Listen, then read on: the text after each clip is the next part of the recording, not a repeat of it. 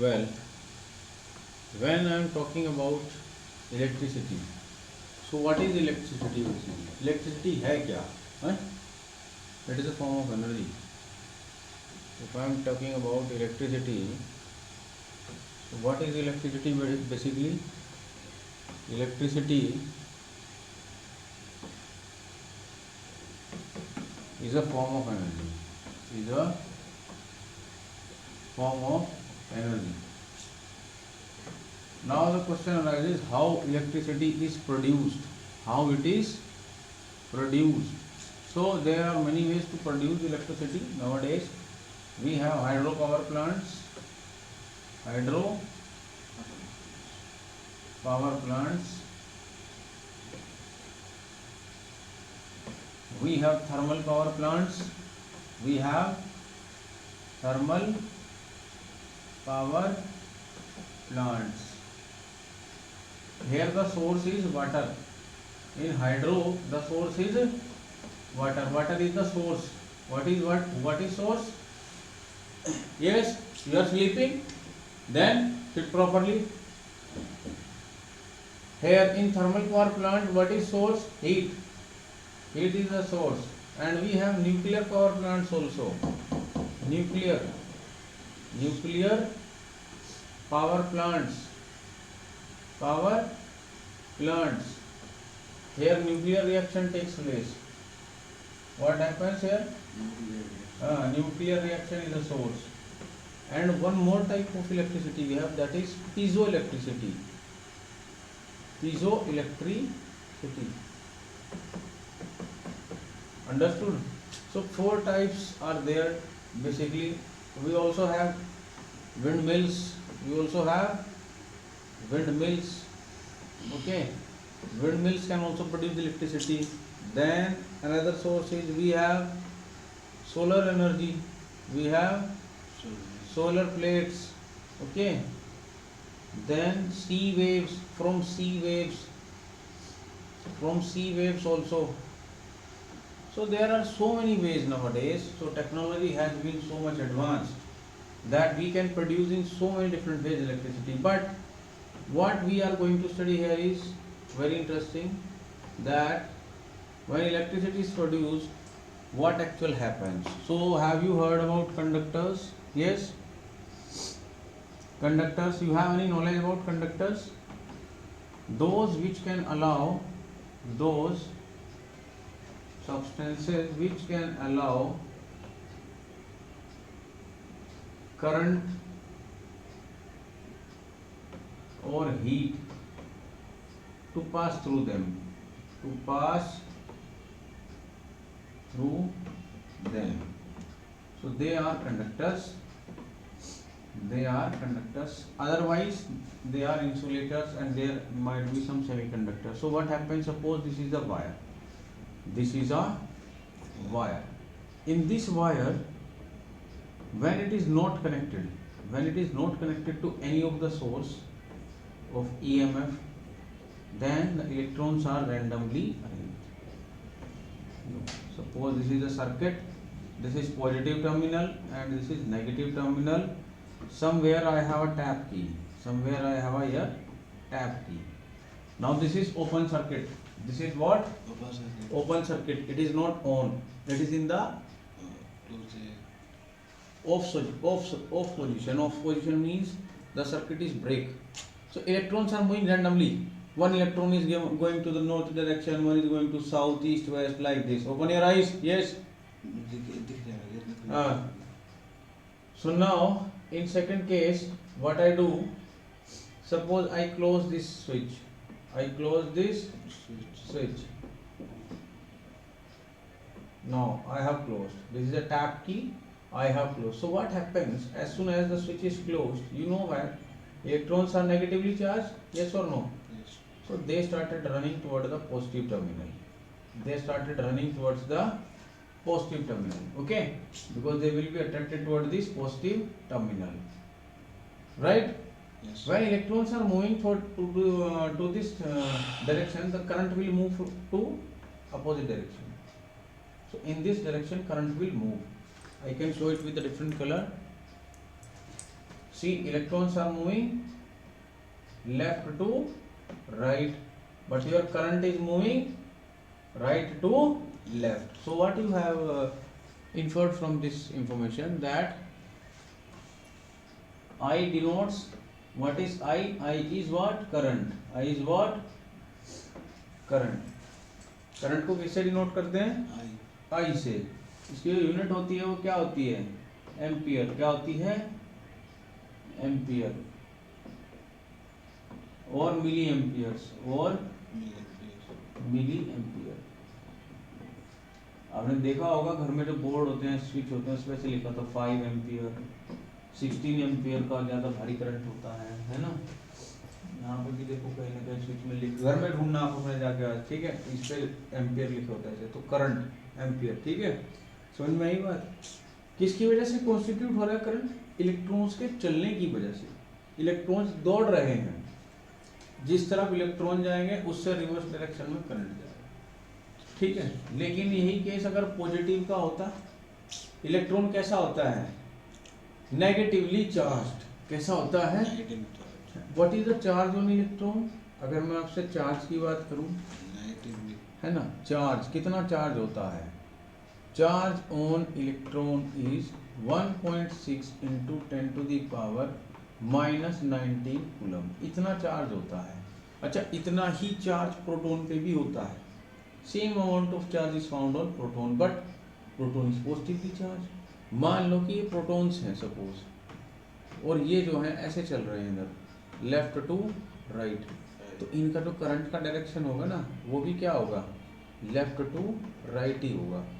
बस इलेक्ट्रॉन के केस में उल्टा हो जाता है, नेगेटिवली चार्ज है ना. समझ में आई बात? तो चार्ज ऑन इलेक्ट्रॉन, ठीक है, एक इलेक्ट्रॉन पे कितना चार्ज है? समझ में आया है? How much charge is there on one electron? कितना चार्ज है एक इलेक्ट्रॉन पे? वैसे वाला 3 है 2 1.6 into 10 to the power -19 coulomb. कितना चार्ज है? बोलिए फटाफट से बोलिए. 1.6 इंटू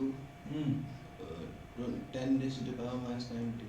2 बार बोलो, उसके बार बार भूलेंगे आप तो. 16 into 10 raise to the power -19. ठीक है, कूलम 3-4 कूलम. यहाँ तक समझ में आया? बताइए. सो इलेक्ट्रिक करंट पूछ लेता है आपसे कभी कभी. वो क्या पूछ लेता है? व्हाट इज इलेक्ट्रिक करंट, है ना. और इलेक्ट्रिक करंट कैसे बताएंगे आप? The flow of electric charge is known as electric current, है ना. फ्लो ऑफ इलेक्ट्रिक चार्ज जो होता है वही क्या होता है? इलेक्ट्रिक करंट होता है. बात को समझने की कोशिश करना. ठीक है, मैंने आपसे बात की है अभी अभी किसके बारे में? इलेक्ट्रिक करंट के बारे में. तो इलेक्ट्रिक करंट क्या है?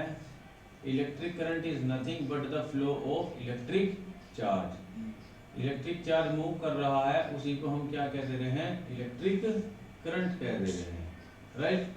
And they are carried by moving electrons through conductor. और इनको कौन कैरी करता है? इलेक्ट्रॉन्स कैरी करते हैं. कौन कैरी करते हैं? इलेक्ट्रॉन्स. तो अगर मैं आपसे पूछ रहा हूं कि who is charge carrier? Electrons are the charge carrier and they move through this conductors. Okay. By convention electric current flow opposite direction to the movement of electron. अभी बताया था आपको भाई, इलेक्ट्रिक करंट जो है जिसको आप आई बोल रहे हैं, आई, वो क्या करता है? अपोजिट डायरेक्शन में फ्लो करता है to the movement of electron. यानी जिधर इलेक्ट्रॉन जाएगा उधर करंट नहीं जाएगा, उसे अपोजिट डायरेक्शन में करंट जाएगा. समझ में आया? अच्छा, electricity, current, electricity voltage, electric potential, resistance, ohms, ये सब हम ये बीच में चैप्टर में पढ़ेंगे. इलेक्ट्रिक सर्किट समझिए आप, ये क्या है? What is electric circuit? It is a continuous and close path of electric current. भाई जिस पाथ पे इलेक्ट्रिक करंट चल रहा है, देखिए इलेक्ट्रिक करंट तभी चलेगा जब वो क्या होगा? रास्ता बंद होगा, क्लोज होगा. ओपन सर्किट में करंट नहीं जाएगा.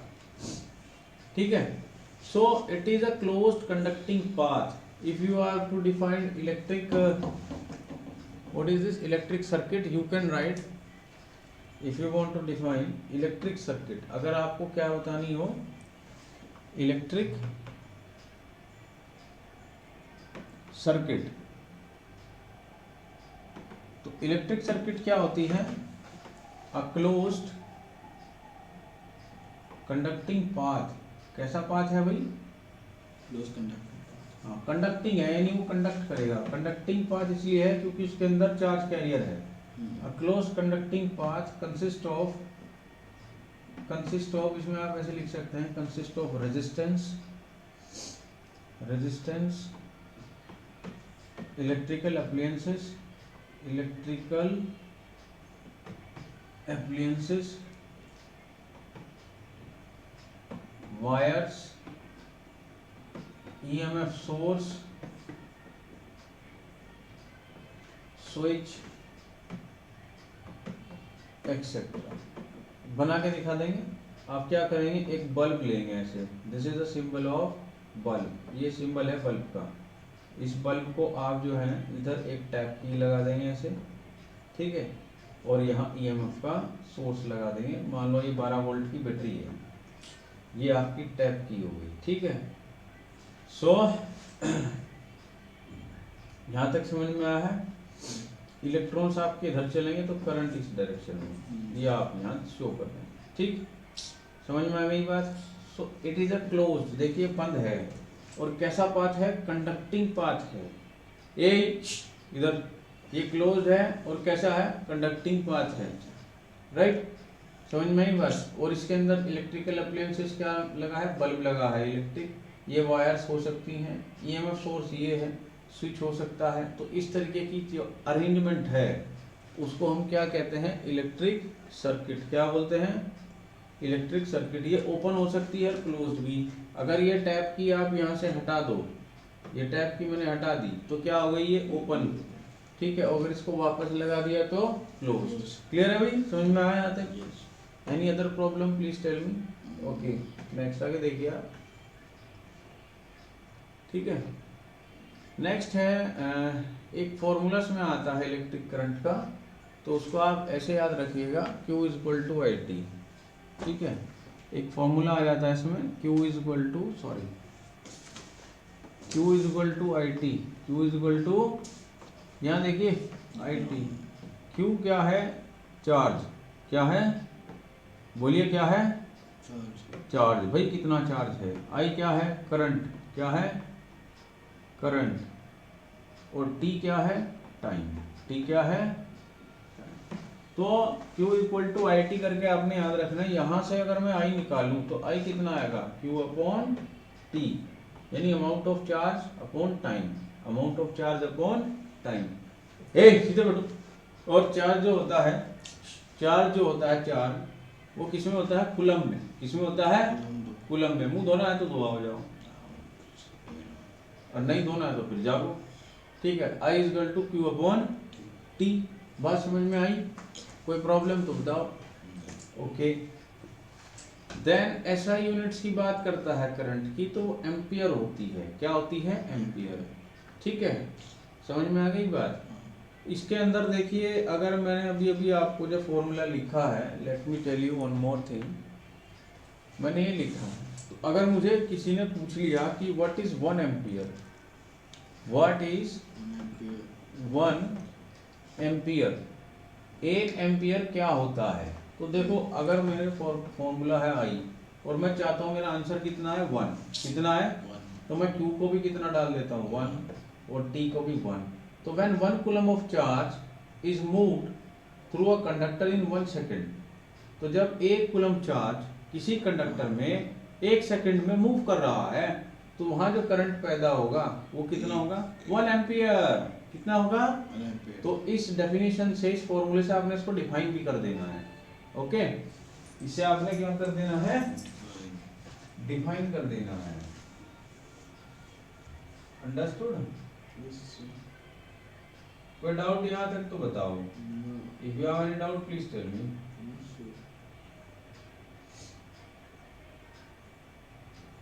क्लियर है? Yes. तो ये चीज आपने याद रखनी है।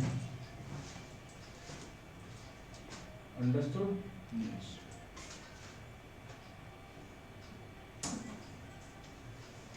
क्या बताया मैंने आपको? मैंने आपको बताया 1 एम्पियर। क्या बता दिया है? 1 ampere.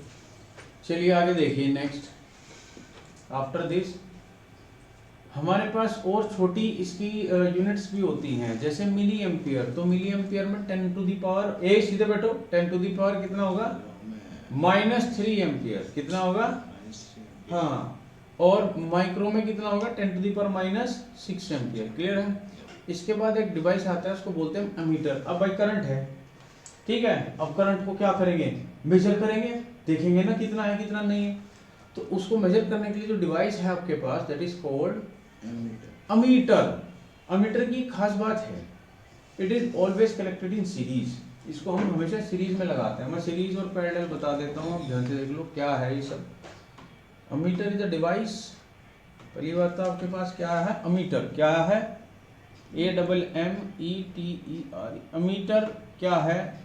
Device use to measure the current. Device use to measure the current, measure the current। अगर आपको करंट मेजर करना है तो उसके लिए जो डिवाइस लगी होती है वही होता है अमीटर। क्या होता है? अमीटर होता है। समझ में आ गई बात? क्लियर है? कोई डाउट तो बताओ। So it is use to measure the current. Okay, अब ये लगेगा कैसे? ये लगेगा always connected in series. Always connected in series, ये जरूर लिख देना, कनेक्टेड इन सीरीज, है ना। आपने देखा भी होगा, जैसे मान लो इलेक्ट्रिक सर्किट है तो इसमें एक ऐसे लगा होता है, उसमें ए लिखा होता है यहाँ पे, और एक ऐसे निडल होती है इसके अंदर, यहाँ पे रीडिंग्स लिखी होती है 1 2 3 ऐसे ऐसे करके, ठीक है, देखा है। तो ये सीरीज में लगता है ऐसे, एंड टू एंड कनेक्शन, ठीक है।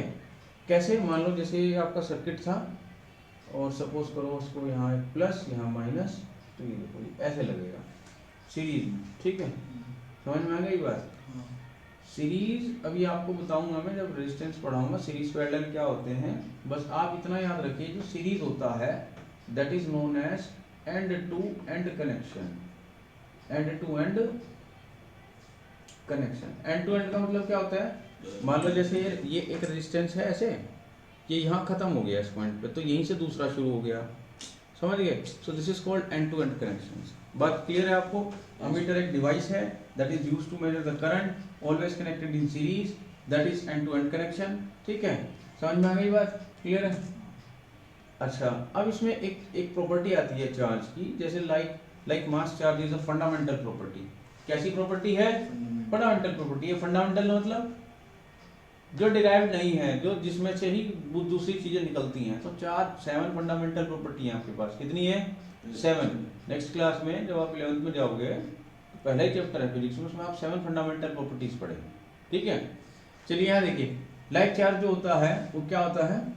फंडामेंटल प्रॉपर्टी है। 2 टाइप के चार्ज होते हैं आपके पास, पॉजिटिव एंड नेगेटिव।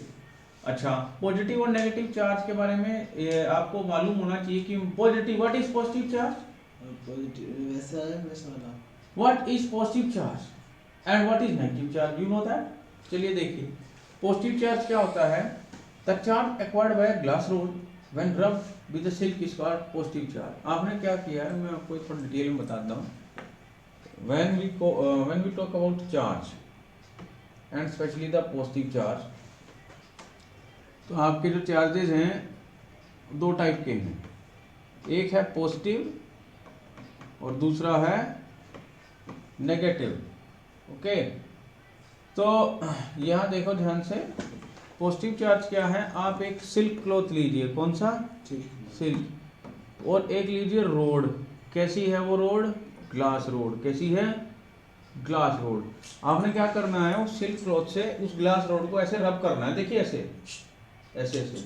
तो जब आप ऐसे ऐसे करोगे, है ना, तो सपोज करो ये आपकी रोड थी, जैसे मान लो suppose this was the glass rod, तो आपने मान लो ये सिल्क क्लॉथ था, इससे आपने इस पर रबिंग की ऐसे, तो क्या करेंगे, इलेक्ट्रॉन्स जो है ना, क्योंकि सिल्क क्लॉथ बड़ा मजबूत होता है, रेशमी कपड़ा आमते हैं, कब रेशम की डोर देखी है आपने, बहुत मजबूत होती है, ठीक है, समझे।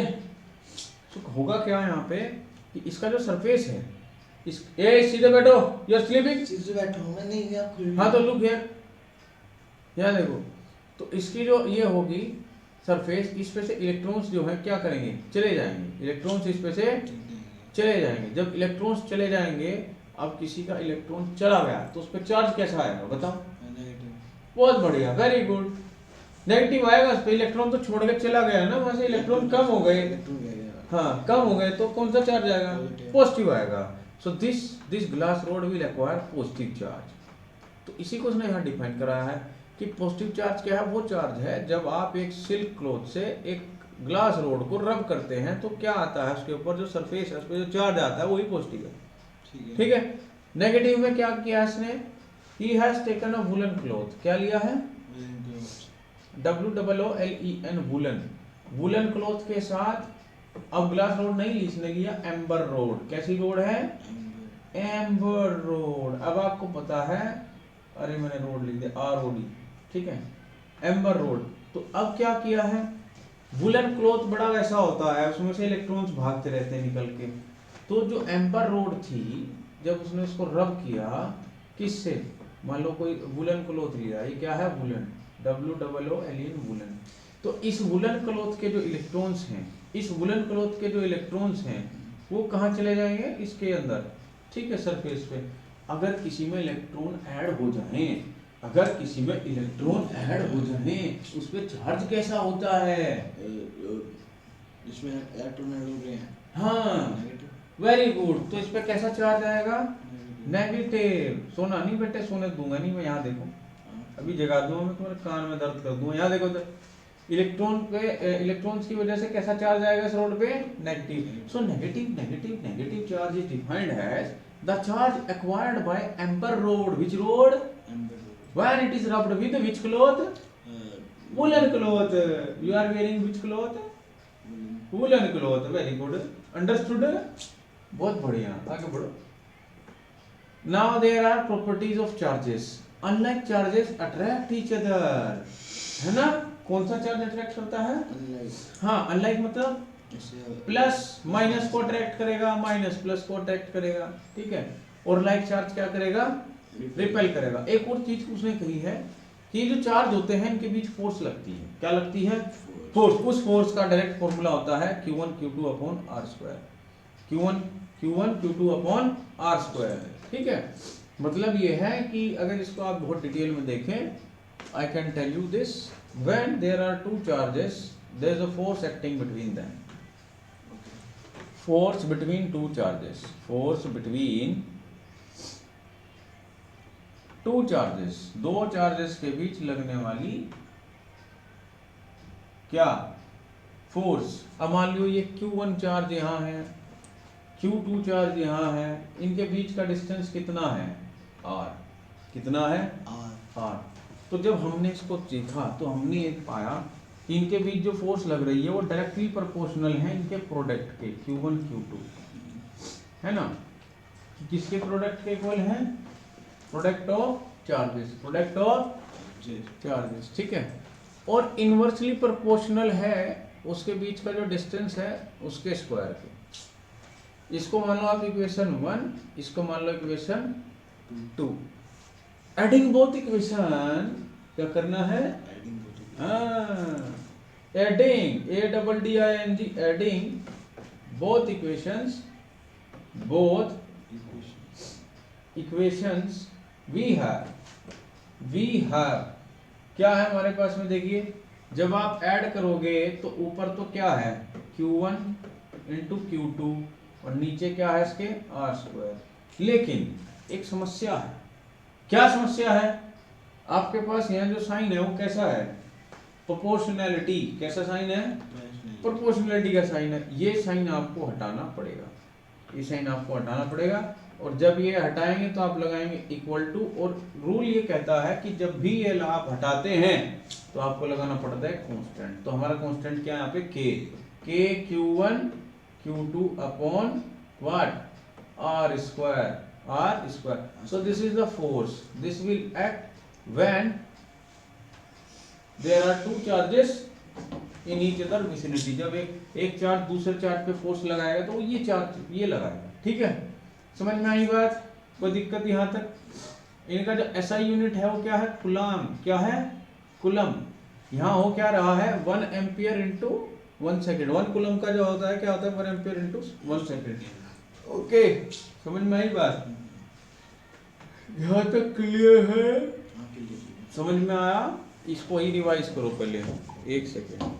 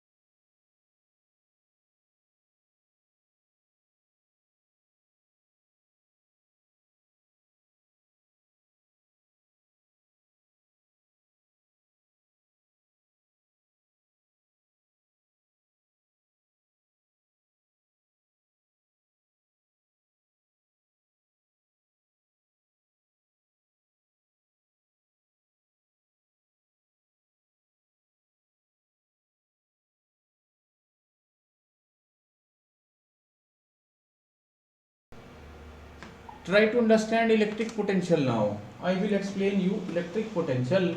What is that? हाँ बहुत बढ़िया, वेरी गुड। नया नाम आया है इलेक्ट्रिक पोटेंशियल। इलेक्ट्रिक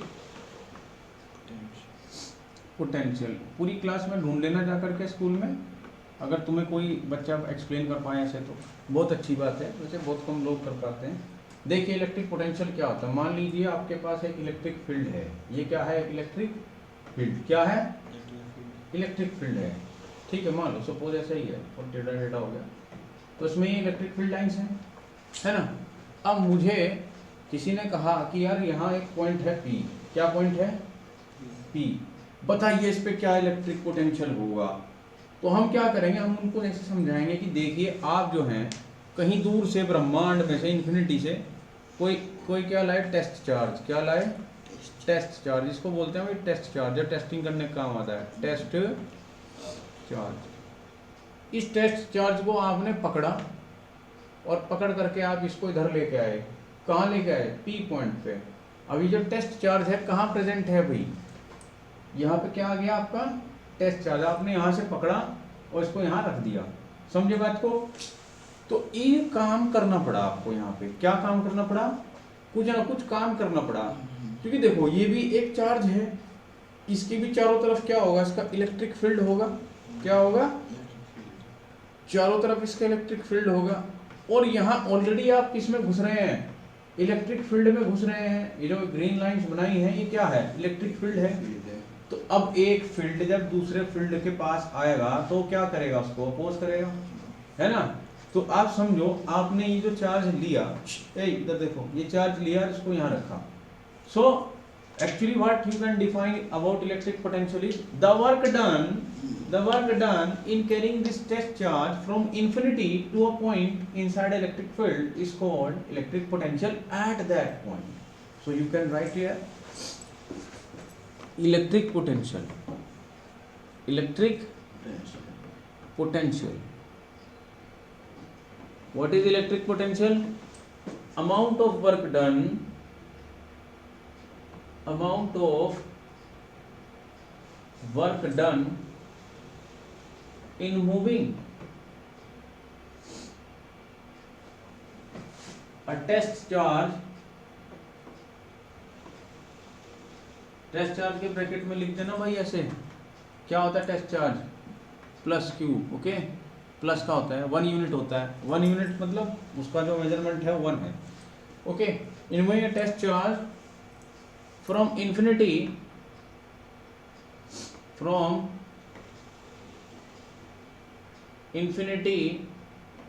से लेके to a point in an electric field and is denoted by इसे मैं डिनोट किससे करता हूँ? डिनोटेड बाय कैपिटल V, जिसको आप पोटेंशियल करते हैं ना। तो सपोज करो ये है, ये P पॉइंट है, तो this will hear the potential will be VP। अगर A होता तो VA होता फुट में, या देखिए ऊपर ये VP या फिर VA कुछ भी हो सकता है। इलेक्ट्रिक पोटेंशियल समझ में आया है? ओके, इसी के तुरंत बाद आता है एक सेकंड,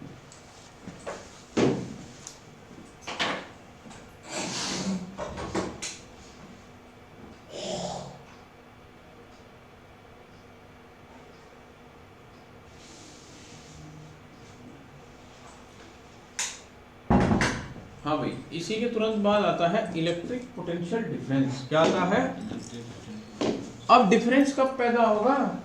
है भाई, डिफरेंस जब होगा जब दो होंगे। बिना दो के डिफरेंस हो जाएगा क्या? नहीं होगा ना, दो होंगे तो ही डिफरेंस होगा ना। ओके, समझ लिया आप, ध्यान से समझिए। क्या समझेंगे? अब एक पॉइंट और मान लो आप यहाँ पे, इसमें क्यू मान लो, क्यू क्या मान लो? क्यू। अब सपोज करो उसी पॉजिटिव टेस्ट चार्ज को इस बार मैं कहाँ लेके जा रहा हूँ? क्यू के पास, है ना। तो क्यू तक ले जाने में भी मुझे कुछ ना कुछ काम करना पड़ा होगा, पी तक ले जाने में भी कुछ ना कुछ काम करना पड़ा होगा, है। तो जब हम P की बात कर रहे थे तो हम कह रहे थे VP, अब हम Q की बात कर रहे हैं तो हम बोलते हैं VQ, है ना। So electric potential difference, potential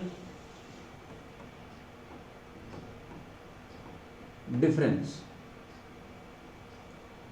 electric potential difference क्या होता है? The difference in the work done, ए इधर देखिए, the difference in the work done in moving a test charge, in moving a test charge from infinity to two different points in an electric field, okay. So यहाँ पे भी देखिए आप लिखा है the difference in amount of electric potential energy between 2 points in an electric circuit is called electric potential difference. So you can simply write here, what is electric potential difference? सीधे देखो, the difference in the electric potential, the difference in the electric potential, यहाँ देख लो, कहाँ देख रहे हो तुम? फिर से सो गया? हाँ थका तो यहाँ देखो, the difference in the electric potential at two different points, कैसे पॉइंट्स हैं? फिर सो रहा है? खड़े हो जा, सोच रहा हूँ मैं। खड़े जा बस, भाई बिठाऊं तेरे को, बैठ के नींद आ रही है, खड़े हो जा, थोड़ी देर खड़ा रह 5 minute. The difference in the electric potential at two different points, है क्या नहीं पी गया दूध? तो बोलना थी ना मम्मी को दूध दे देना। कहाँ चक्कर आने वाले? अभी मंगवाता हूँ मैं एनर्जी ड्रिंक, बैठ जाओ, अभी तेरे पापा आ रहे हैं गाड़ी में लेके, बैठो, नहीं खड़े रहो। The difference in the electric potential at two different points is called, ठंड तो सबको ही लगती है ना, शेर को भी लगती है, यहाँ देखो, is called electric potential difference. Electric, mat पे खड़े हो जाओ ना, इलेक्ट्रिक पोटेंशियल डिफरेंस, समझ में आई बात?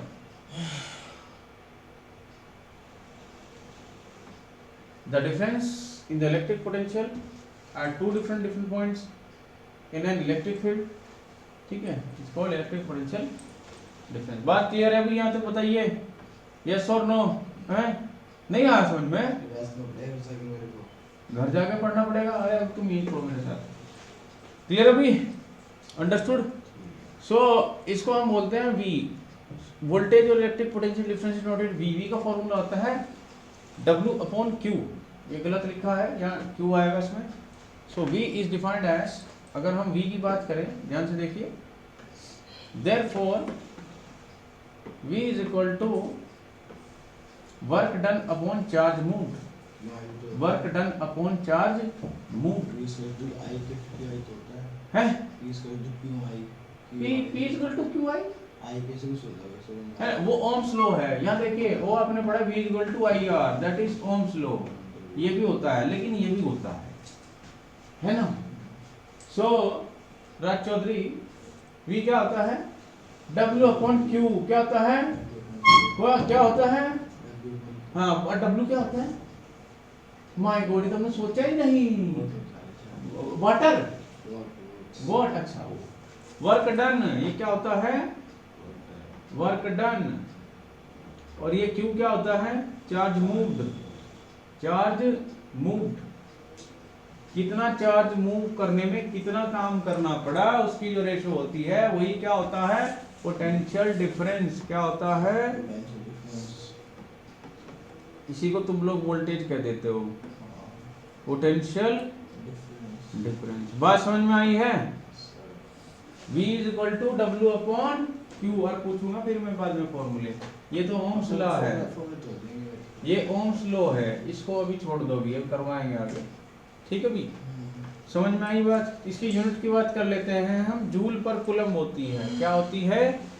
जूल पर कूलम। क्यों होती है? देखिए, आपका जो वर्क हुआ है वो जूल्स में हुआ है, और जो चार्ज है, कौन गया है, वो इज मूविंग हियर,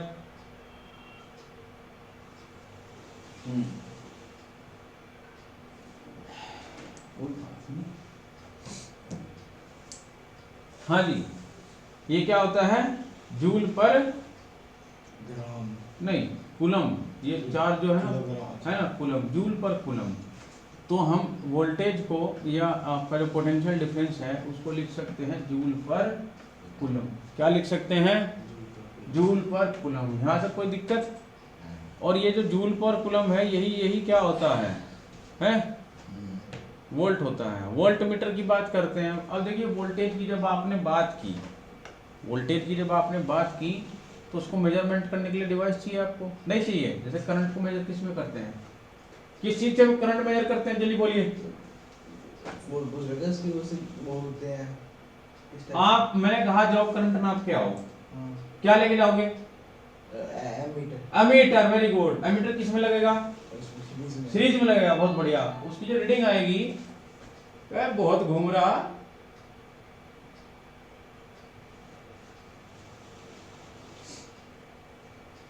हाँ अमीटर जो है किस में आएगा, सीरीज में। सीरीज में आएगा। किसमें आएगा, सीरीज, ठीक है। अमीटर किस में आएगा, सीरीज में। और उसकी जो यूनिट होगी वो क्या होगी, एम्पियर। क्या होगी, एम्पियर। समझ में आई बात? अभी ऐसे ही वोल्टेज है आपके पास, क्या है, वोल्टेज। वोल्टेज जो आप नाप रहे हैं वो किससे नाप रहे हैं, वोल्ट मीटर से। किससे, वोल्ट मीटर। या मैं इसको कह रहा हूँ पोटेंशियल डिफरेंस जो आप नाप रहे हैं वो किससे, वोल्ट मीटर से। वोल्ट मीटर की एक खास बात है, always connected in parallel, always connected in parallel, हमेशा पैरेलल में ही लगेगा। कैसे, जैसे मान लो मैं पैरेलल कनेक्शन दिखाता हूं आपको। देखिए ये 3 रेजिस्टेंस हैं यहाँ, ये तीनों पैरेलल में हैं, एंड टू एंड कनेक्शन नहीं है, ये होता है पैरेलल कनेक्शन, ठीक है। तो इनमें से ही मान लो मैंने इसको क्या बना दिया, कंटीन्यूअस में। लो स्विच लगा लो भाई, लो स्विच लगा दिया हमने, 5 रुपए एक्स्ट्रा लग गया आपके यहाँ, ठीक है। समझ में आई बात? ये पॉजिटिव है और ये नेगेटिव है। समझ में आ गया? क्या समझ में आया है कि आपका यहाँ पे मान लो यहाँ मैं आपका वोल्ट मीटर लगा दे रहा हूँ, I put here voltmeter. तो वोल्ट मीटर जो है वो किस में लग गया है, अब पैरेलल में आ गया। एंड टू एंड कनेक्शन नहीं है, पैरेलल कनेक्शन आ गया। तो it is always connected in parallel, ठीक है भाई, ऑलवेज कनेक्टेड इन पैरेलल। ये पैरेलल में लगता है, किस में लगता है, पैरेलल में लगता है। कौन लगता है, वोल्ट मीटर। कौन लगाते हैं, वोल्ट मीटर पैरेलल में लगाते हैं, ठीक है। उसके बाद आता है गैल्वेनोमीटर। क्या आता है, एक डिवाइस आता है गैल्वेनोमीटर, उसमें ऐसे जी लिखा होता है, ऐसे जी, गैल्वेनोमीटर। काम क्या है, काम क्या है, यूज्ड टू डिटेक्ट, फ्रेश होने जाना है, you want to go to fresh number 2, अच्छा फिर ठीक बेटो। यूज टू डिटेक्ट क्या, current, use to detect current, किसके अंदर, इन इलेक्ट्रिक सर्किट। अगर इलेक्ट्रिक सर्किट में करंट है या नहीं, बस नापता नहीं है, नापने वाला जुगाड़ नहीं, सिर्फ है या नहीं, तो डिफ्लेक्ट करती है, इसकी जो निडल होती है वो डिफ्लेक्ट कर जाती है, ऐसे हिल जाती है, ठीक है, करंट आने से है। हाँ अरे मैं पूरा दिखा देता हूँ, क्या बात कर रहे हो, लो just a minute, just a second, किधर गया, मिनिमाइज किया। लो गैल्वेनोमीटर देखना है ना आपको, galvanometer, show me galvanometer, galvanometer, लो गैल्वेनोमीटर दिखाता हूँ आपको। ये होता है भाई गैल्वेनोमीटर, है ना, इंडियन मार्ट पे मिल रहा है, कोई दिक्कत नहीं, छोड़ो खैर उसको, तो हमें खरीदना नहीं है, मैं आपको बता रहा हूँ बस। एक गैल्वेनोमीटर होता है बेटा ऐसा, ये जो आप देख रहे हैं, ठीक है। This device is called galvanometer. ये है आपका गैल्वेनोमीटर, बताओ क्या करना है इसका, है और बड़ा कर दूं, लो गैल्वेनोमीटर, है ना। तो इसमें ऐसे यूनिट्स बनी हुई है छोटी छोटी, ठीक है, थोड़ा बहुत बता देता है, लेकिन इसकी जो सुई है ये बीच वाली, ये डिफ्लेक्ट करती है ऐसे ऐसे। ये कब करती है, जब करंट आता है, नहीं आता है तो ये नहीं करती है ना। समझ में आई बात, क्लियर है? कोई दिक्कत तो बताओ प्लीज। No. चलो आगे आ जाओ। सो गैल्वेनोमीटर की बात मैंने आपको बता दी, आप प्रसन्न हुए, अच्छी बात है, हंसना नहीं है। यहाँ आ जाओ, ओम्स लॉ। ओम्स लॉ की बात करते हैं भाई। ओम्स लॉ वेरी इंटरेस्टिंग है और आपको आएगा भी, है ना। सो ओम्स लॉ क्या कहता है? ओम्स लॉ कहता है ऐसे कि अगर किसी कंडक्टर में, है ना, अगर किसी कंडक्टर के अंदर, हटो भैया से,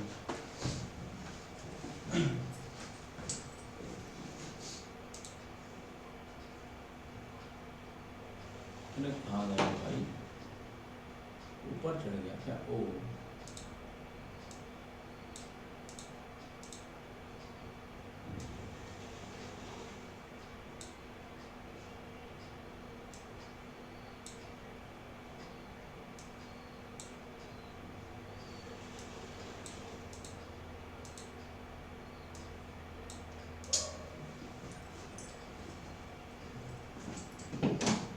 इसको छेड़ना नहीं सारा।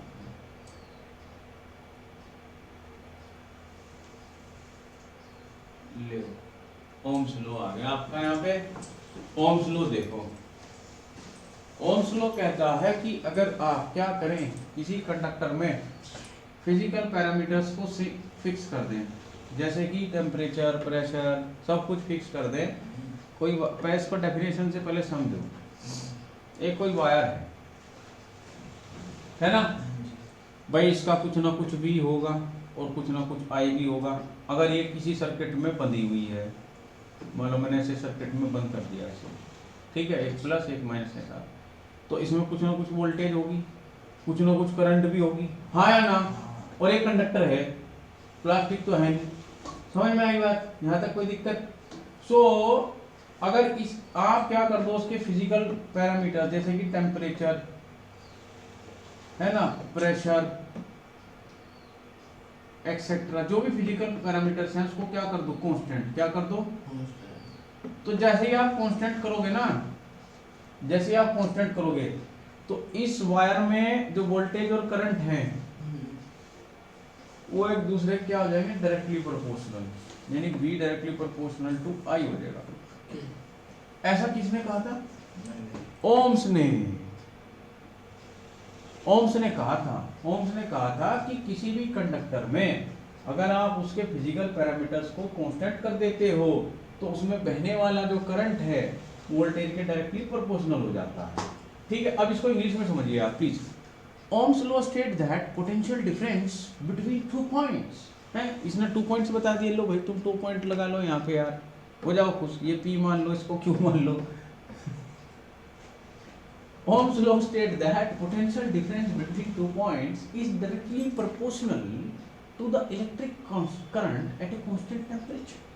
जब आपका टेम्परेचर कांस्टेंट था तो आपका जो करंट है वो आपकी वोल्टेज से डायरेक्टली प्रोपोर्शनल हो जा रहा है। सोना नहीं बेटे, सोने हिंदू है, ध्यान से देखो, है ना।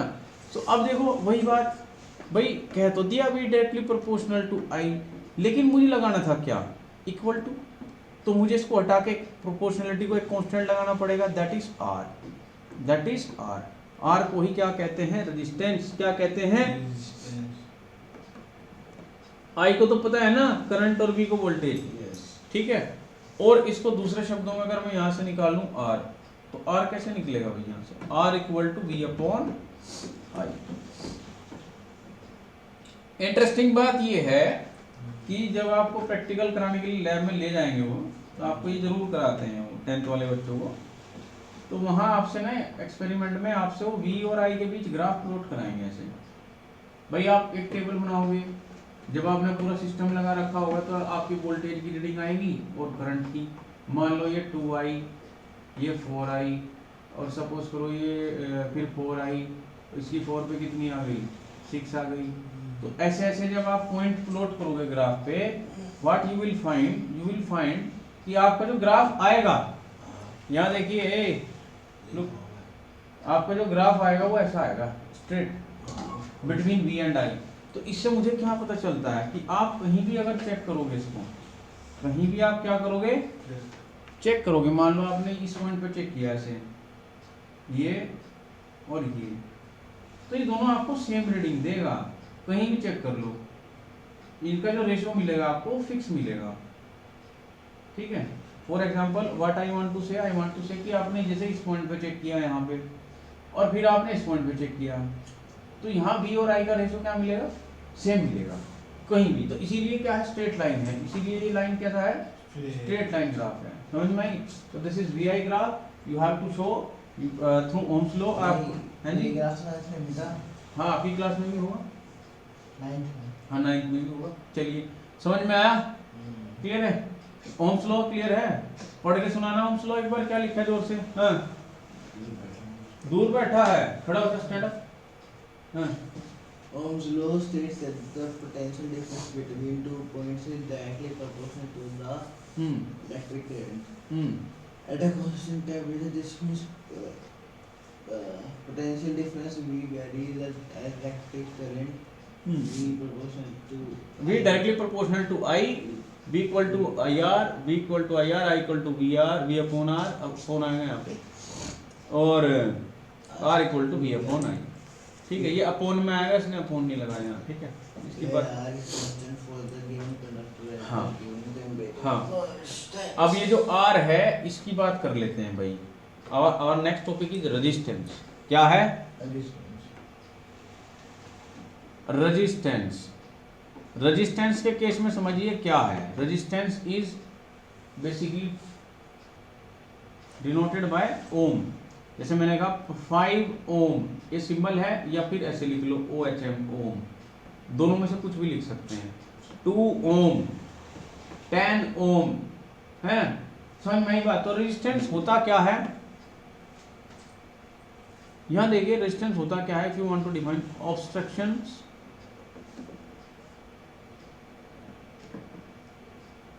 और ऑपोजिशन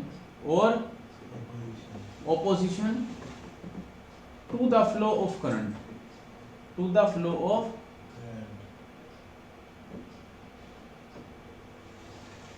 जो चीज करंट को चलने से रोकेगी, किधर बैठो, जो चीज करंट को चलने से उसी को इलेक्ट्रिक क्या कहते हैं, उसको रेजिस्टेंस कहते हैं। क्या कहते हैं, रेजिस्टेंस कहते हैं। जैसे मान लो ये आप हो, है ना, अभी छुट्टी होगी थोड़ी देर में, तो आप भागना चालू करोगे बहुत तेज घर की तरफ, है ना। हाँ बीच में क्या आएंगे, बहुत सारे स्पीड ब्रेकर, है ना, आपकी स्पीड स्लो कर देंगे। तो ये जो स्पीड ब्रेकर आए हैं बीच में, यही आपके रेजिस्टेंस है जो आपको चलने से रोकेगा, ठीक है। अब हम यहाँ किसकी बात करते हैं, इलेक्ट्रिक करंट की बात करते हैं, है ना। इलेक्ट्रिक करंट को चलने से रोकने वाली चीज क्या हो सकते हैं, आयंस हो सकते हैं, एटम्स हो सकते हैं, कुछ भी हो सकता है, उसी को रेजिस्टेंस कहते हैं, है ना। समझ में आया। अब प्रॉपर्टी ऑफ रेजिस्टेंस पढ़ते हैं, थोड़ा ध्यान से समझना।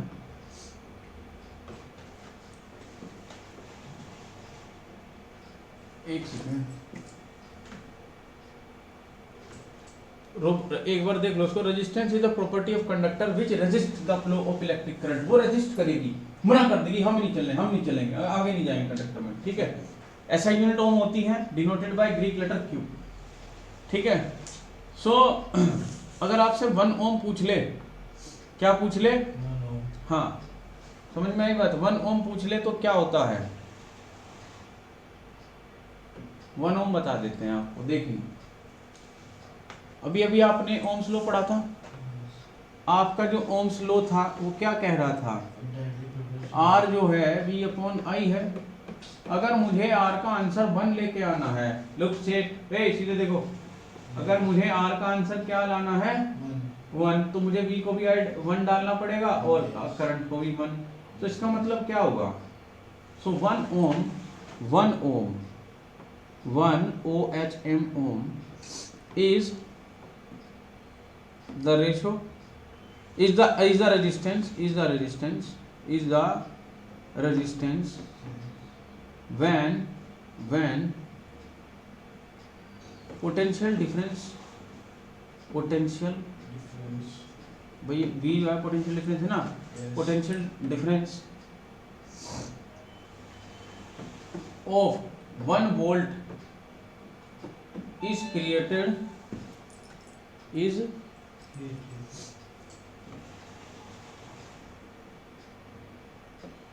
when the potential difference of 1 volt is created, when 1 ampere of current, 1 ampere of current flows through it. जब आपका मान लो ये वायर है ना, ये मैंने ऐसे लगाई, ये सर्किट ले लिया, ठीक है। तो इस वायर में है ना, इस वायर में जब वोल्टेज तो हो कितनी 1 वोल्ट, और करंट कितना फ्लो हो उसकी वजह से 1 एम्पियर का, तो उस समय जो रेजिस्टेंस की रीडिंग आएगी वो कितनी आएगी 1 ओम। कितनी आएगी 1 ओम। तो 1 ओम का आपको पता चल गया कैसे डिफाइन करना है। 1 ohm is the amount of resistance produced when 1 volt of potential difference creates 1 ampere current। है समझ में आया? पढ़ना पड़ेगा मुझे। अरे आपको पढ़ना पड़ेगा, बैठिए बैठिए, आइए, आओ नींद भाग गई आपकी, आओ बैठो, ऊपर बैठो। नहीं थकन नहीं है, थकन तो यहाँ मुझे ना थोड़ी करना है, नीचे बैठ गया ऐसे। Stand up, stand up, photo खींच के भेज दूंगा पिताजी को तुम्हारे, जल्दी।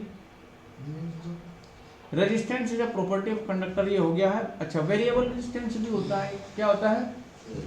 वेरिएबल रेजिस्टेंस को कहते हैं रियोस्टेट। क्या कहते हैं? रियोस्टेट। तो वेरिएबल रेजिस्टेंस में क्या होता है? वेरिएबल रेजिस्टेंस में आप जो रेजिस्टेंस है उसको चेंज कर सकते हैं। क्या कर सकते हैं? चेंज कर सकते हैं, ठीक है, ओके। अच्छा,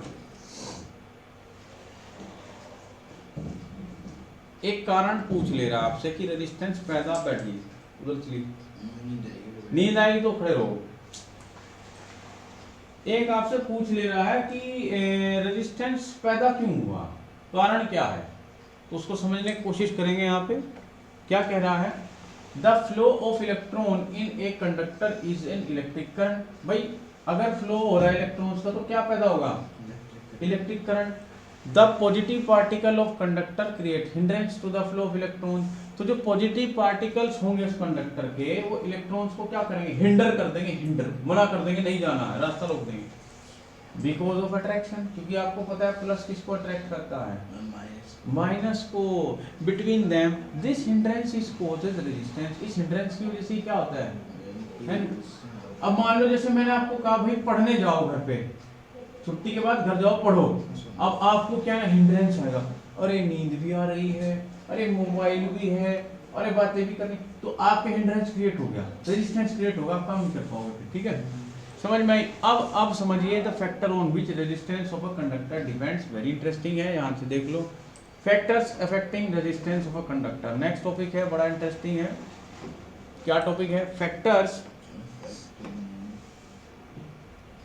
अफेक्टिंग, ध्यान देखो ध्यान से, रेजिस्टेंस ऑफ ए कंडक्टर, ध्यान से देखो भाई। तो उसको अफेक्ट करने वाले कुछ फैक्टर्स हैं, जैसे लेंथ, पहली बात है लेंथ, दूसरी बात है एरिया ऑफ क्रॉस सेक्शन, अभी बताऊंगा सारा, एरिया ऑफ,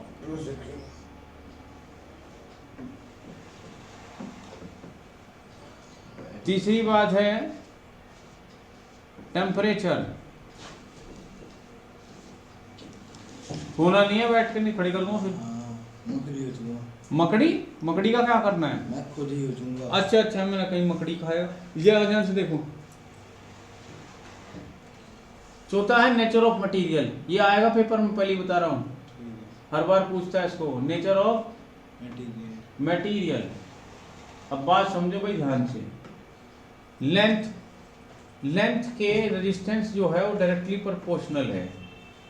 अब मैं कह रहा हूँ आप यहाँ से आगरा जाओ, आपको पता नहीं कितने स्पीड ब्रेकर मिलेंगे रास्ते में, आपकी स्पीड बार बार कम होगी, और मैं कहूँ आप बस जो है ना बस 1 किलोमीटर चलाओ गाड़ी को, कोई खास ब्रेकर आपको नहीं मिलेगा, ठीक है। तो आप जल्दी पहुँच जाएंगे 1 किलोमीटर, जल्दी मीन्स एकदम से, तो हिंड्रेंस कम होगा। तो जितनी लंबी तार उतना ज्यादा रेजिस्टेंस, ठीक है। More is the length, more is the resistance. तो डायरेक्ट रिलेशन कैसा है? डायरेक्ट, यहाँ देखिए एरिया ऑफ क्रॉस सेक्शन, आपने एरिया ऑफ क्रॉस सेक्शन देखा है, मार्कर देखा है आपने, मार्कर, मार्कर में जो हिस्सा है ना ये वाला, ये इसी को क्या कहते हैं, एरिया ऑफ क्रॉस सेक्शन, क्या कहते हैं, है ना, याद आ गया आपको, किसकी याद आ रही है, देखिए ध्यान से, this is nothing but area of cross section, समझ गए बात को, ये है एरिया ऑफ क्रॉस सेक्शन। मोटी तार होगी, कैसी होगी, तो इलेक्ट्रॉन्स इजीली निकल जाएंगे, पतली तार है भाई, बहुत पतली सी तार है, इतनी सी है, तो इसमें बड़ी दिक्कत होगी, तो यहाँ रेजिस्टेंस, तो एरिया ऑफ क्रॉस सेक्शन के क्या है, inversely proportional, R is inversely proportional to area of cross section, समझ में आया, क्लियर है, कोई डाउट, हाँ तो बताओ मेरे को, अभी निकाल दूंगा डाउट सारे बाहर, समझ में आया, अच्छा, इसीलिए जो फ्यूज वायर होता है ना, फ्यूज वायर, उसमें हम पतली तार लगाते हैं ताकि वो जल्दी एकदम अगर लोड पड़े तो उड़ जाए, फिर फ्यूज दूसरा लगाते हैं, इसलिए फ्यूज उड़ते रहते हैं, फ्यूज होते रहते हैं, ठीक है भाई, समझ में आया है, तो हम इसीलिए क्या करते हैं, मोटी तार इस्तेमाल करते हैं वहां पे जहां हमें क्या करना हो, रेजिस्टेंस कम रखना हो, और पतली तार इस्तेमाल करते हैं वहां जहां हमें रेजिस्टेंस ज्यादा रखना हो, तो एरिया ऑफ क्रॉस सेक्शन के कैसा है ये, इनवर्सली प्रोपोर्शनल, ए सीधे बैठो, ठीक है, मैंने कुछ कहा भी, मैंने कुछ क्या भी नहीं, आँख खोलना, कहना है, कैसे बड़े चुपचाप, यहाँ बंद तो भी, हाँ टेम्परेचर देखिए, टेम्परेचर पे कैसे डिपेंड करता है भाई, देखिए मेटल्स के केस में, इन केस ऑफ मेटल्स अगर टेम्परेचर बढ़ा तो रेजिस्टेंस भी बढ़ेगा, ठीक है जी, टेम्परेचर बढ़ रहा है, हैं, हाँ मैं बताऊंगा ना कि टेम्परेचर बढ़ेगा तो क्या होगा, देखो सुनो, मान लो ये वायर है, ऊपर से धूप पड़ रही है गर्मियों में, आपने सुना होगा बहुत कॉमन सा केस हो जाता है, अरे वोल्टेज कम हो गई, वोल्टेज कम हो गई, गर्मियों में ही, सर्दियों में नहीं, सर्दियों में आपने कभी नहीं सुना होगा वोल्टेज कम हो गई, बहुत रेयर केस है ना, लेकिन गर्मियों में बहुत आती है प्रॉब्लम, अरे वोल्टेज कम हो गई, वोल्टेज, ये हो क्या रहा है सुनिए, ये जो वायर है ना खंबे में लगे हुए हैं, इनकी डायरेक्ट हीटिंग हो रही है, सूर्य देवता ने इनको जो है ना चमका रखा है पूरा, तो क्या होगा जब ये चमकेंगे तो भाई इसके अंदर क्या है, एटम्स हैं, मॉलिक्यूल्स हैं, वो सब टूटेंगे, तो जब एक एटम टूटेगा तो एटम्स में से क्या निकलेंगे, इलेक्ट्रॉन्स, फिर दूसरा एटम टूटेगा तो ऐसे ही बहुत सारे एटम्स टूट जाएंगे, तो बहुत सारे इलेक्ट्रॉन्स निकल जाएंगे, तो इस वायर के अंदर क्या हो जाएगी, भीड़, है ना, अगर मैं आपसे कहूँ अभी हाईवे पे 5000 गाड़ियां एकदम से उतार दो, हाईवे जाम हो जाएगा, समझे हो, तो ऐसे ही इनका हाईवे यहाँ क्या हो जाता है, जाम लग जाता है, तो बस वोल्टेज कम, करंट जाएगा नहीं ज्यादा आगे, समझ रहे हो, यस सर, क्लियर है, यस सर, ओके, अच्छा ये तो केस है मेटल्स का, लेकिन अगर क्या हो, सेमीकंडक्टर्स हो, क्या हो, सेमीकंडक्टर, तो सेमीकंडक्टर के केस में अगर आप टेम्परेचर बढ़ाते हो तो पहले तो रेजिस्टेंस घटेगा, लेकिन फिर और बढ़ा दिया आपने, फिर रेजिस्टेंस भी बढ़ जाएगा, तो ध्यान रखना, सेमीकंडक्टर के केस में फर्स्ट डिक्रीजेस देन इंक्रीजेस, किसके केस में, हाँ क्या लिखना है, first decreases then increases, THEN then, बाद में इंक्रीज होगा, बात समझ में आई है क्या, टेम्परेचर तक समझ में आया, हाँ, अच्छा नेचर ऑफ मटेरियल देखिए आप, अब ये डिपेंड करता है भाई, हर मटेरियल का नेचर अलग है, जैसे मैं आपसे कहूँ कॉपर है जैसे, तो कॉपर क्या है, गुड कंडक्टर, कैसा है, गुड कंडक्टर, है ना, फिर मैं कहता हूं सिल्वर, हो गया इसका, चलिए देखिए मैं यहां से बताता हूं आपको, कॉपर की कहानी सुनी है आपने, क्या समझ में आया, बताओ हैं, छुट्टी कर, मैं से फोकस नहीं कर पा रहा, मैं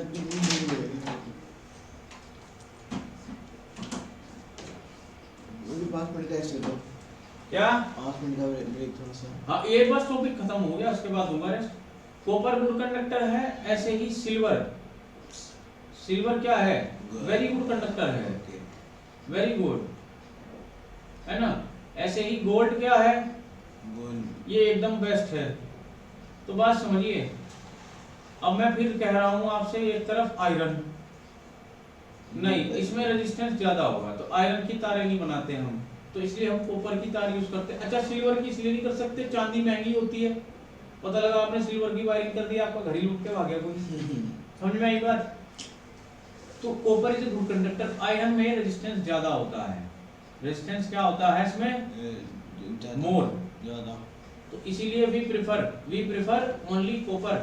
अंडरस्टूड।